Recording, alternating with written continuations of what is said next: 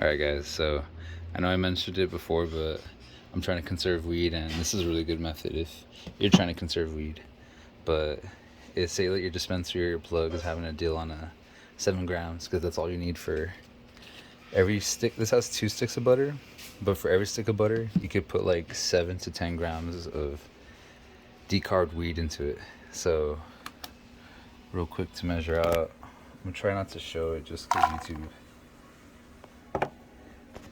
That's 7 right there. And yeah, got this at Walmart. It was $6. It's a big ass fucking cheesecloth. You're gonna need that to strain it afterwards. I'll show you guys. Your brownie mix. This mixture uses half a cup of vegetable oil. So all you're gonna do is convert that on Google, like butter to vegetable oil, to get the right grams afterwards. But yeah, I'll show you guys next. Oh yeah, you're gonna need one of these to decarb it with your air fryer.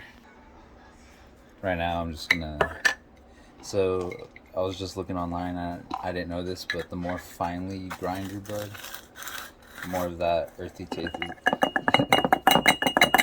taste is gonna get through. So just like, oh shit, a quick little, just enough to harass the nubs.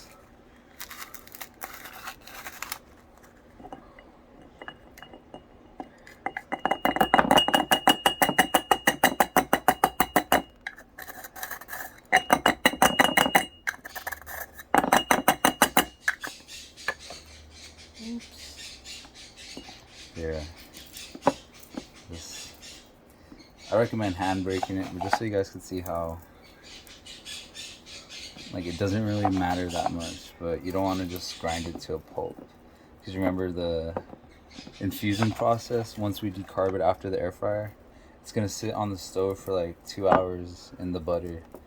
So don't trip about it, like, not, if you think it not infusing, like right now the heat's gonna activate the whole bud. It's just like think about those fancy pens that Yukon or Yokan are coming out right now with, like the Yukon Black, like all those dry herb vaporizers. What they're doing is like heating up the bud just like this, and I don't know if this produces vapor. I guess it's low enough where it doesn't produce vapor, but oh. Okay, so we arrived at our next step. This is my air fryer, nothing crazy. The temperature goes up to, like, I've seen it to 360 or whatever, but we're not going that fucking high. So your lid, what I do, just like that, it's barely on, and I screw it just enough for it to stay on, but there's still, like, the fumes could get out of there a little bit, but that's what you want, or that's what I think is safe. So we're gonna put, let's just put air fryer, but we're gonna do 30 minutes. I like 240. Alright, we're gonna let that warm up, and then I'll come back when I put it in. Okay, it's beeping that it's ready, so I'm literally just gonna put it in there, even it out a little bit, just slide it back in. And so, like, every 10 to 15 minutes you want to get it out and shake it. I'll show you guys one of those, but yeah. Alright, this is like the 10-minute mark. I know I looked at the footage and I think my lid was a little too loose, but when you look at it, I'm not going to show you guys too much right now, but you see how it's still green, but visually you're going to see that it's starting to turn a little brownish. That's what you want.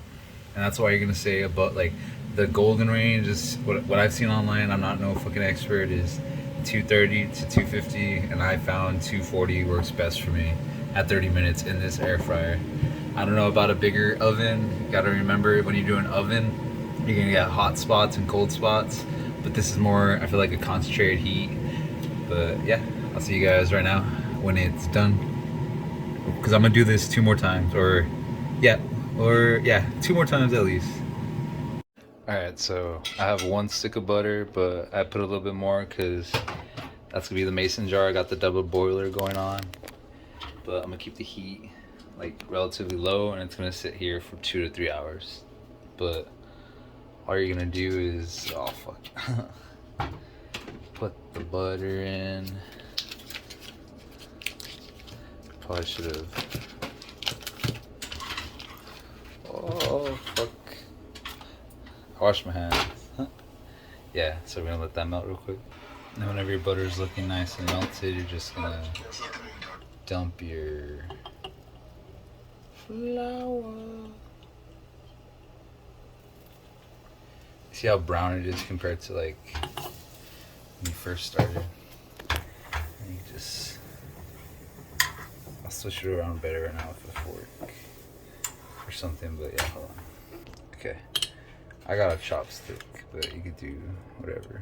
But I'm just stirring it real quick to get all the plant matter exposed. And yeah. But basically you're gonna let it sit here for, like I said, 2 to 3 hours, but you do not want that water to start boiling. You want it to be simmering. So very low heat. Yeah. So I'll see you guys in 3 hours. Alright, it's been over like 2.5 hours. I got my cheese cloth right there. It's gonna pour into there, so I'm just gonna dump it real quick and yeah, I'll show you guys.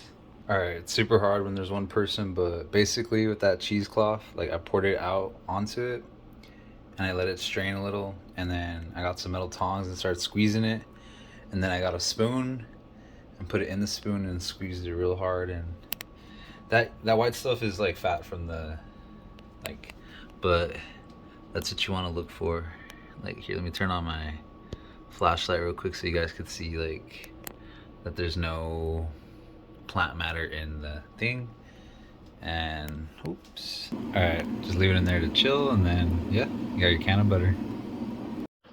And I just poured it, I just sprayed some oil like Pam, and now I got little like brownie bags. Like here's one of the smaller ones that I just ate one of them, but I took out 2 of the smaller ones just to like see what's up. But yeah, it's as easy as that, guys. So yeah, I didn't show how to make brownies because it's simple, it's on the box. So yeah, enjoy. And there's online calculators, so when you get your THC percentage, you're gonna want to enter that, the amount of butter you use, the amount of all that to get the dosage and all that. But yeah.